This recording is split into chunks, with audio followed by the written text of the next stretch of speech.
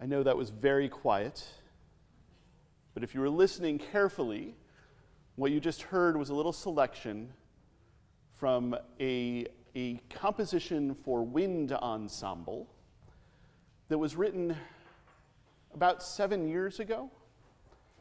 It was written for an occasion, but if you listened to that piece, that entire piece, that has no lyrics, that is just instruments, you would probably not guess what the occasion was. Themes develop, instruments come in and out. It gets a little disco-y at the end. But you wouldn't know. You wouldn't know from listening to it what it was written for. And yet, that piece, that little piece that we listen to so quietly, is apparently so controversial that when a high school wind ensemble in Wisconsin decided to play it for their spring concert, decided in the fall to play it for their spring concert, the band director had to send a letter home to parents, letting them know that they could opt their kids out from playing the clarinet or the saxophone or the oboe on it. 3 students opted out. No parents really complained. And so this wind ensemble practiced. They rehearsed. They worked on this. And then, 6 days before the concert, the school board of this little town in Wisconsin that sits between Madison and Milwaukee held a vote and removed that piece from the program. Because that piece was composed by Omar Thomas and commissioned by the Desert Winds Freedom Band to commemorate the 50th anniversary of the Stonewall Uprising, which was a set of protests and riots that started during a police raid on the Stonewall Inn in Greenwich Village. It is called Mother of a Revolution, and it commemorates one of the people who started that uprising, to protest police violence against the LGBTQ community in Greenwich Village 50 years ago, at this point 57 years ago. That was apparently so controversial, this instrumental piece that has to do with that event, that is vaguely related to that event, that a school board had to tell a band director who had done what he was supposed to do and had to tell kids who had done what they were supposed to do that no, they were not going to be allowed to play it.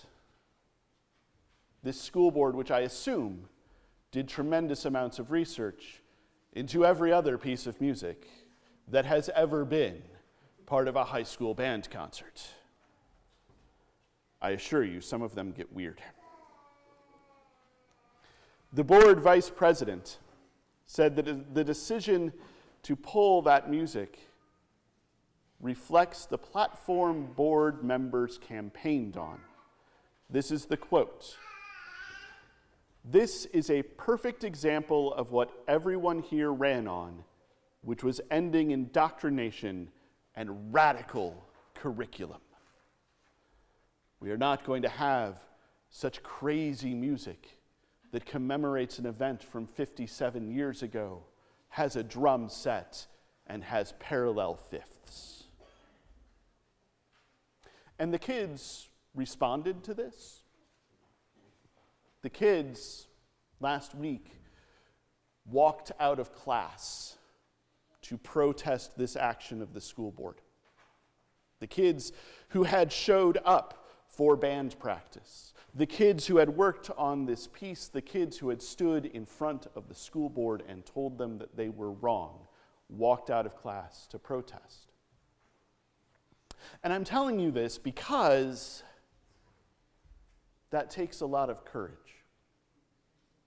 It takes a tremendous amount of bravery for some high school kids to go to a school board meeting and tell those adults what they think.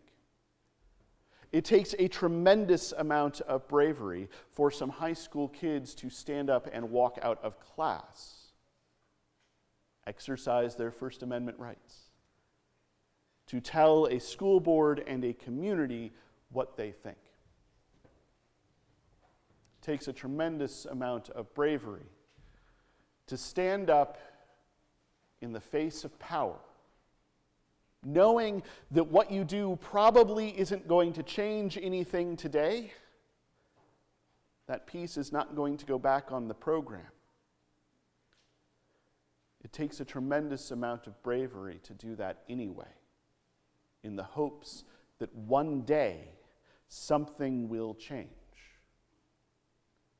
and that some other group of students might have the opportunity to perform a wind ensemble piece that is okay. In our reading today, we find Paul in Rome. A couple of weeks and many chapters of Acts ago, Paul was the new guy. He was trying new things. He was going out and preaching to Gentiles. He was spreading the good news among folks who the church did not expect the good news to go to. And he was seeing the Spirit fall on them. Since then, he has gotten in some trouble. He's gotten in trouble with Jewish authorities. He's gotten in trouble with Roman authorities. He's gotten in a little bit of trouble with church authorities. And he has, in all of this trouble, gotten arrested.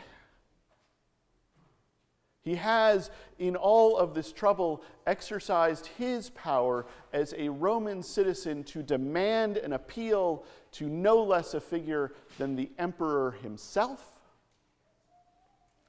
He has been in custody in one form or another for a long time, as those authorities have transported him to Rome.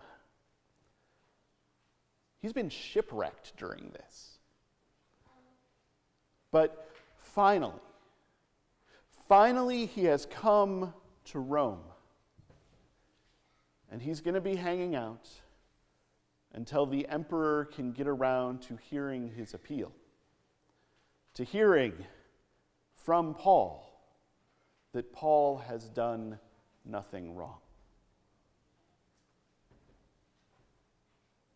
And that's not going to change anything. Paul is not going to get out of this.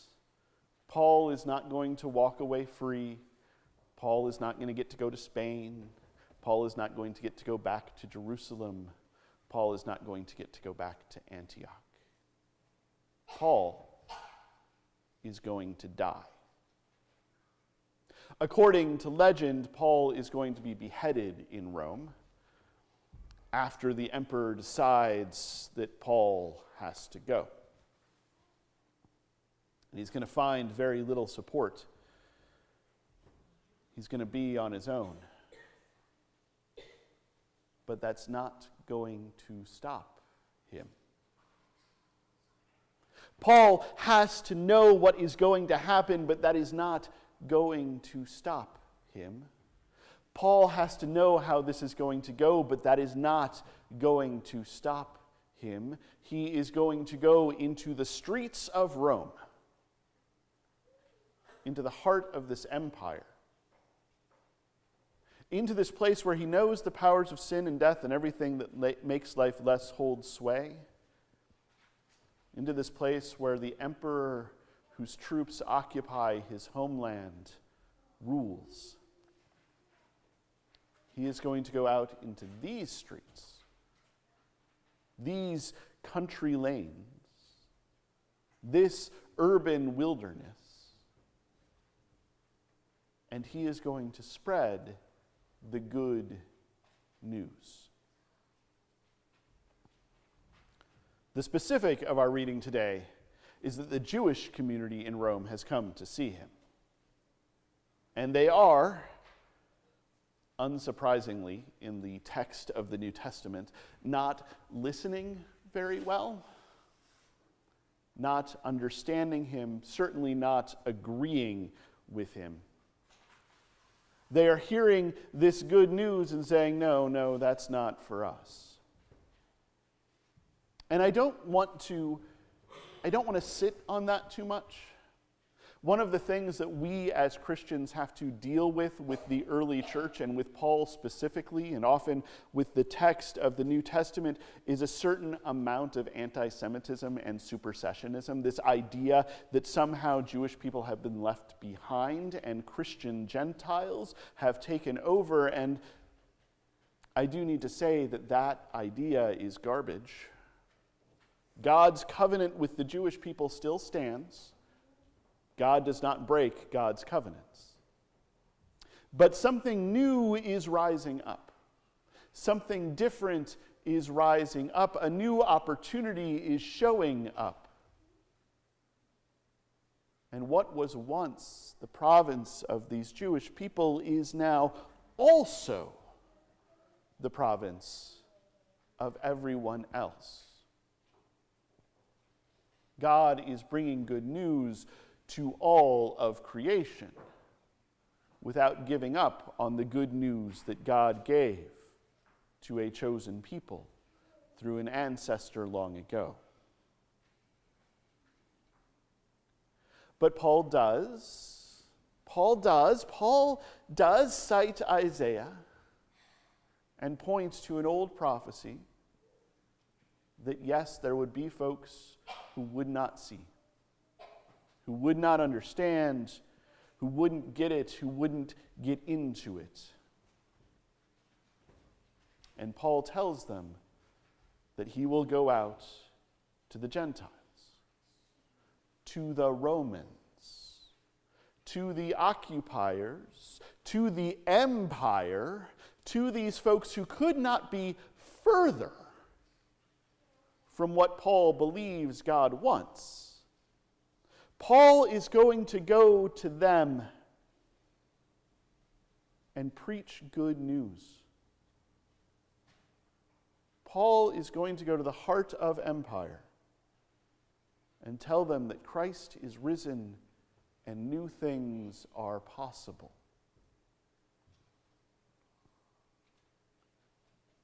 And even though Paul knows that that's not going to change anything for him, Paul hopes that that just might change things for them. For these folks who live in empire, for these folks who spread empire. And Paul has no idea how much things are eventually going to change. And that takes at least as much bravery as standing up to a school board or walking out of class. Paul is being courageous here. Paul is standing by his conviction. Paul is not wavering for a moment.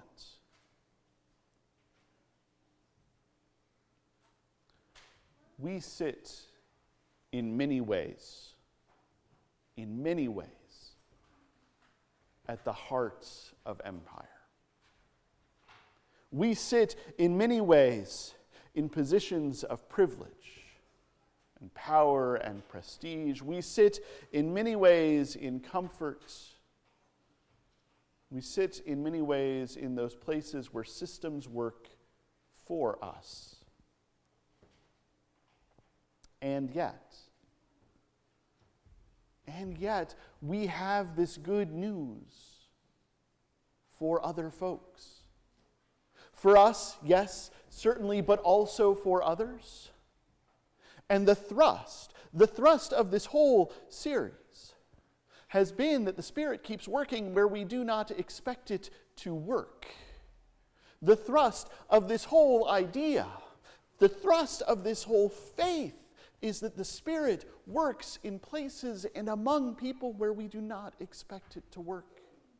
That everywhere where we look, where we say it can't possibly be there, the Spirit precedes us. Every time we look at someone and say it couldn't possibly be them, the Spirit is already there. And we who enjoy a certain amount of power, we who enjoy a certain amount of privilege, we who enjoy a certain amount of prestige, we who can appeal directly to the emperor, we who are citizens, we have the opportunity to nurture that Spirit, to grow that Spirit, to witness to that Spirit, and to tell this good news. We can go to the halls of power. We can stand in front of the school board. We can show up for hearings in the Capitol. We can write op-eds. We can shout on social media. We can say all of the things to all of the people and all of the right things to all of the right people. We can go anywhere and say, Christ is risen and new things are possible. We do not have to stay how it has been. We can let the empire fall and God's reign of love rise. And it's true that that might not change anything for us. And there might not be any difference tomorrow. But sharing that good news, opening that possibility, nurturing that Spirit, witnessing to the work of God in the world today, can in fact change things. And at some point in the future, in a time that we don't know, that we cannot see, we might find someone sitting under a tree that we planted and God nurtured,